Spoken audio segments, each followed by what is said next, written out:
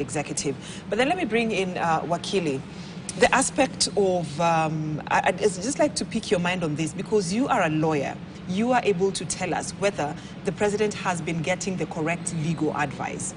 Because you have seen him lose some of the cases at the court, and the court saying that the law was not followed, like the housing levy there was no legal framework, and the Haiti case, the constitution was not followed. What would you take of the sort of legal advice that the president is getting? Well, Brenda, good evening. Thank you very much. When you keep hitting your head against a wall and you do it repeatedly, you need to ask yourself what is wrong. Because if you keep hitting your head against the wall, you're certainly going to end up with periodic migraines.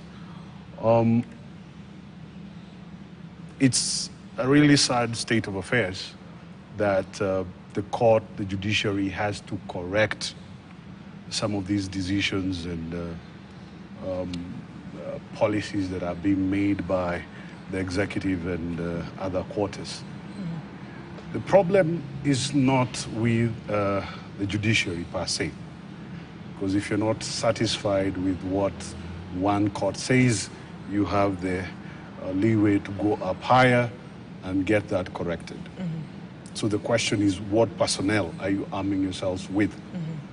The majesty of the law and the importance of the law for us is it is able to achieve what blood and iron was unable to get.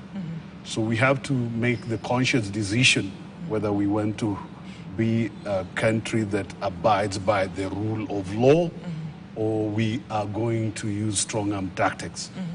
So the rhetoric, the bellicose and ignorant statements we hear from political quarters, threatening judges, it's really beyond the pale. Judges need to be called to account when they go off the mark. That is okay, but do it using civil language.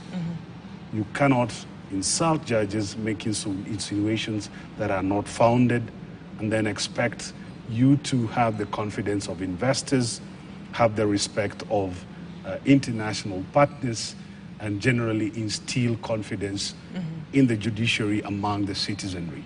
So if you have any iota of evidence against any judge or judicial officer, the channels are available. Table them the same evidence before the Judicial Service Commission. Please, we have the police investigative arms of the state. Let that be taken there, deal with it. But the rhetoric only serves to undermine the rule of law and the appearance of the rule of law in this country. All right. And Senator, I really like what